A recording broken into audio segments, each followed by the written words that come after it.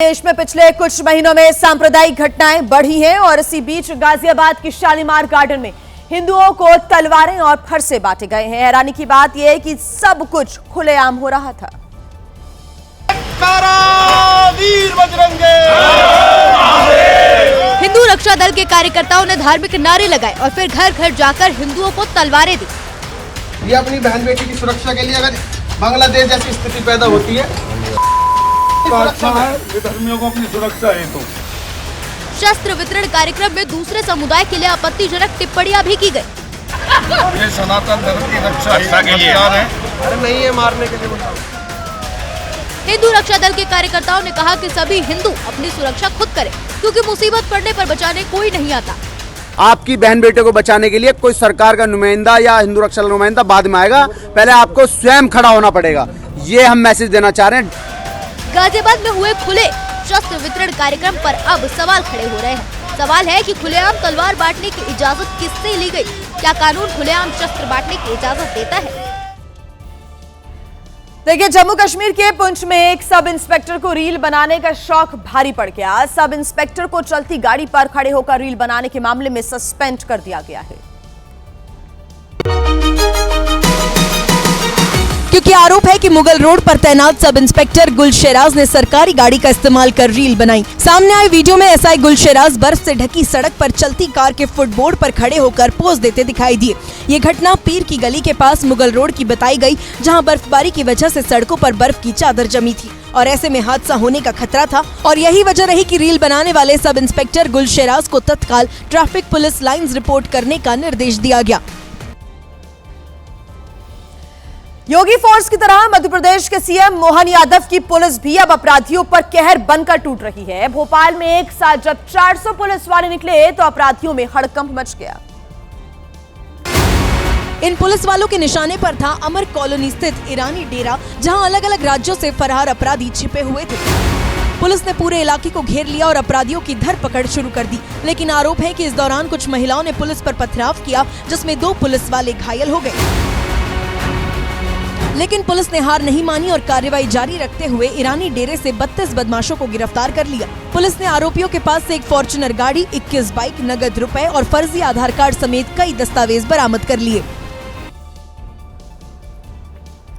देखिए, कुछ दिन पहले ही केंद्र सरकार ने 3 नई एयरलाइंस को फ्लाइट ऑपरेशन शुरू करने की मंजूरी दी है और इन 3 में से एक है शंख एयरलाइन, जिसकी कहानी बेहद दिलचस्प है। आपको बता देते हैं, शंख एयर के मालिक हैं श्रवण कुमार विश्वकर्मा, जो सालों पहले कानपुर की सड़कों पर टेम्पो चलाया करते थे। टेम्पो चलाते चलाते श्रवण ट्रांसपोर्ट बिजनेस में उतर गए और आज उनके पास सैकड़ों ट्रकों का बेड़ा है। सड़क पर अपनी बादशाहत कायम करने के बाद करीब 3 साल पहले श्रवण ने एयरलाइंस शुरू करने की योजना बनाई। श्रवण कुमार का दावा है कि शंख एयरलाइन के टिकट फिक्स्ड प्राइस पर बेचे जाएंगे। उन पर डायनामिक प्राइसिंग लागू नहीं होगी, यानी कि समय और जरूरत के हिसाब से हवाई किराए को महंगा नहीं किया जाएगा। श्रवण कुमार का कहना है कि सुबह हो या फिर शाम, दिन हो या फिर रात, त्योहार हो या फिर सामान्य दिन हो, उनकी एयरलाइंस का किराया घटेगा या फिर बढ़ेगा नहीं। शंख एयर फिलहाल 3 एयरबस 320 विमानों के साथ संचालन की शुरुआत करेगा, जिसे अगले 2 से 3 साल में विमानों का बेड़ा बढ़ाकर 20 से 25 करने की भी योजना है। शंख एयर दिल्ली, लखनऊ, कानपुर, वाराणसी और मुंबई को हवाई रूट से जोड़ेगा। तो ये शंख एयर की पूरी कहानी है। 2 से 3 साल में ये जो बेड़ा है वो और भी ज्यादा बढ़ने की तैयारी में है शंख एयर। बात करेंगे बांग्लादेश की, जहां पर आए दिन जिस तरह से हिंदुओं पर हमले हो रहे हैं, अत्याचार हो रहा है, उसे देखकर यही लगता है कि मोहम्मद यूनुस बांग्लादेश से हिंदुओं को खत्म करके ही दम लेंगे, क्योंकि बांग्लादेश में कोई भी ऐसा दिन अब नहीं होता जिस दिन हिंदुओं को प्रताड़ित नहीं किया जा रहा हो। बांग्लादेश में हिंदुओं पर हमले की कट्टरपंथियों ने अब नई स्क्रिप्ट लिखी है फिरोजपुर में, जिसका सबूत है ये जलता घर। हिंदुओं से बेपनाह नफरत करने वाले कट्टरपंथियों ने 2 हिंदू परिवारों के 5 घरों को जला डाला। लेकिन कट्टरपंथियों का इरादा सिर्फ घर जलाना नहीं था। असली मकसद को जब आप सुनेंगे तो आप भी दंग रह जाएंगे, क्योंकि मुस्लिम कट्टरपंथियों की भीड़ इन घरों पर रह रहे लोगों को जिंदा जलाकर मारना चाहती थी। इसी इरादे से कट्टरपंथियों ने पलाश कांति साहा नाम के एक हिंदू व्यक्ति को घर के अंदर बंद कर दिया था और बाहर से इन घरों के दरवाजे बंद कर 5 घरों में आग लगा दी थी।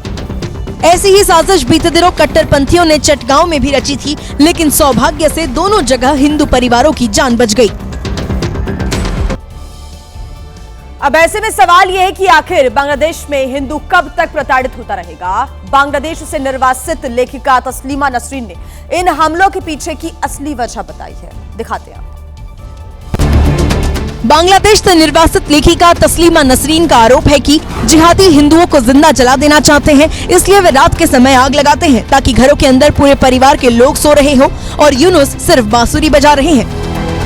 तस्लीमा नसरीन के बयान से साफ है कि कट्टरपंथियों को यूनुस सरकार का संरक्षण मिला हुआ है। वहीं AIMIM चीफ असदुद्दीन ओवैसी ने भी बांग्लादेश में अल्पसंख्यकों पर हो रहे हमलों पर चिंता जताई है। पुचंदरदास की हत्या और उसके जलाने की हम पुरजोर अल्फाज में उसकी मजम्मत करते हैं, कंडेम करते हैं। जानकार तो यहाँ तक मानते हैं कि सिर्फ विरोध प्रदर्शनों और बयानबाजी करने से काम नहीं चलेगा। जब तक मोहम्मद यूनुस पर अंतर्राष्ट्रीय दबाव नहीं बनाया जाएगा, बांग्लादेश में हिंदुओं पर हिंसा नहीं रुकेगी। तो बांग्लादेश में हिंदुओं पर जुल्म हो रहा है, तो वहीं अब यूनुस सरकार ने भारत के खिलाफ नई साजिश रची है। बांग्लादेश पुलिस का दावा है कि उस्मान हादी के हत्यारे भारत भाग गए। पाकिस्तान प्रेम में अंधे हो चुके मोहम्मद यूनुस अब सारी हदें लांघ रहे हैं। एक नए प्रोपेगेंडा के तहत ढाका मेट्रोपॉलिटन पुलिस ने दावा किया कि उस्मान हादी के हत्यारे फैजल करीम मसूद और आलमगीर शेख बॉर्डर के रास्ते मेघालय चले गए हैं। हम भारतीय अधिकारियों से बातचीत कर रहे हैं, आरोपी जल्द गिरफ्तार होंगे। बांग्लादेश पुलिस के इस प्रोपेगेंडा की हवा कुछ ही घंटे में निकल गई। मेघालय में BSF के इंस्पेक्टर जनरल OP उपाध्याय ने आरोपों पर कहा, इस बात का कोई सबूत नहीं है कि कोई शख्स बॉर्डर पार करके मेघालय आया है। BSF को ऐसी कोई रिपोर्ट नहीं मिली है। सच तो यह है कि हादी के हत्यारों को पकड़ने में यूनुस सरकार पूरी तरह फेल है, इसलिए यूनुस सरकार भारत विरोधी प्रोपेगेंडा फैलाकर कट्टरपंथियों को खुश करने में लगी है। और वहीं लुधियाना में पुलिस के सामने से बदमाश भाग निकले और पुलिस वाले हाथ मलते रह गए। बीच बाजार में पुलिस ने बदमाशों को घेर लिया था। उन्हें पकड़ने का पूरा मौका था, पूरा प्लानिंग भी थी, लेकिन पुलिस ऐसा कर नहीं पाई क्योंकि बदमाशों ने पुलिस को डराने के लिए कार का इस्तेमाल किया। बदमाशों ने पहले गाड़ियों को टक्कर मारकर भागने की कोशिश की, फिर जब रास्ता नहीं मिला तो कार को बैक कर पुलिस वालों को चढ़ाने की कोशिश की। इस बीच सामने खड़ी सफेद रंग की दूसरी कार जब आगे बढ़ गई तो बदमाश अपनी कार से छोटी गाड़ियों को टक्कर मारते हुए मौके से फरार हो गए और पुलिस उनके पीछे दौड़ती रह गई। बताया जा रहा है कि कार में एक लड़की के साथ बदमाश थे। पुलिस ने डंडी स्वामी रोड पर घेराबंदी कर उन्हें रोक लिया था।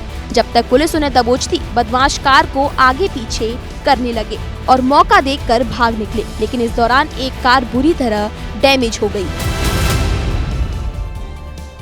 और आइए अब बात करेंगे कर्नाटक की, जहां के मैसूर में कुछ बदमाश दिन दहाड़े ज्वेलरी के शोरूम में घुस गए और यहां उन्होंने हथियारों के दम पर लोगों को बंधक बना लिया और करोड़ों रुपए की डकैती कर डाली।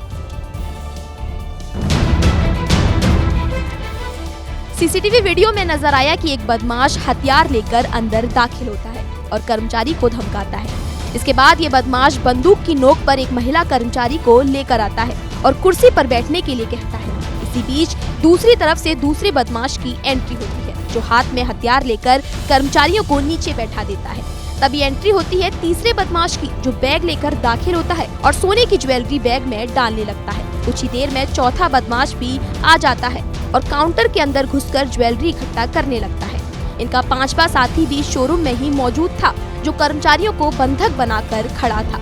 डकैती की वारदात काफी देर तक चलती रही। इसके बाद ये सारे बदमाश एक एक कर बाहर निकल गए।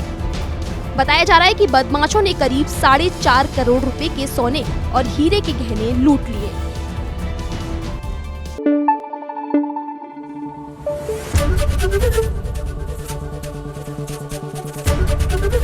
ABP न्यूज आपको रखे आगे।